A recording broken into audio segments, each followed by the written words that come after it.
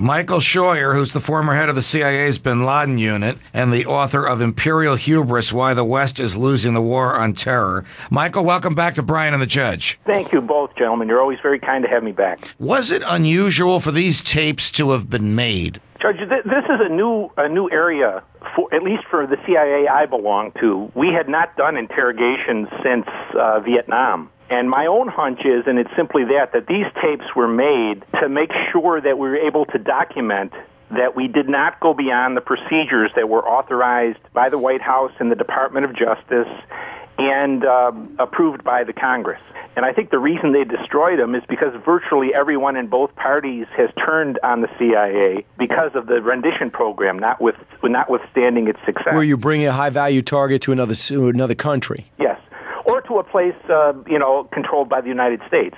And if you tape everything, Michael, I'm sure there was waterboarding on there. There might well have been. Whatever was approved by the White House, of course, we were directed to use, and so it wouldn't surprise me at all. You know, people tend to forget a couple of things. First of all, no one has said that this is illegal to destroy those tapes. Even the White House did not order us not to. And the second thing, there's information on those tapes from the enemy, from either Mr. Nashiri or from Abu Zubaydah, that we don't want the enemy to know we know. And there's also a number of CIA officers whose ability to operate in defense of America depends on their anonymity. Whoever was responsible for destroying those tapes did exactly the right thing. He protected the agency and the agency's ability to work in defense of America. Hayden says the decision was made within the CIA itself, and Jose Rodriguez in 2003 said there were no tapes. In 2005 says there were and said destroy them.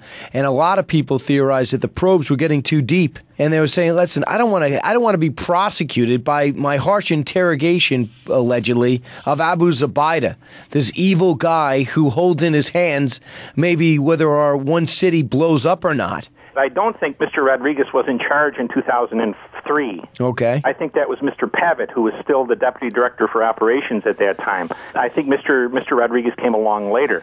But I think the point is exactly right. Neither of these two gentlemen were ever going to court in the sense of an American civil court. I think what the reality is at the moment, sir, is when you're in the CIA today, if you undertake a covert operation authorized by the President and approved by Congress, you can be very sure at some point, whatever party's in power and whatever party's in opposition, they will hang you out to dry. Exactly. No one's standing by you. Why won't they hang you out to dry? Why won't they stick by you? They're cowards. I mean, would Jane Harman, and you don't have to pick on individuals, but would people like Jane Harman or Pete Hoekstra, who, though they're politicians, impress me as being very favorable toward the intelligence community, hang somebody like Mike Scheuer out to dry? I think they would hang anybody who got them votes, sir. Look at Mr. McCain. The rendition program has been the single most successful United States counterterrorism program now for the better part of 12 years. And every time something comes up, it gives him an opportunity to hang out his only shingle of recognition, which was his period as a POW, and God bless him for his surviving that and being courageous enough to defend America. But it's all about votes. No one's willing to stand up and tell the Europeans to go pound sand, or the human rights people to go, jump in the lake. Our first job is to defend America.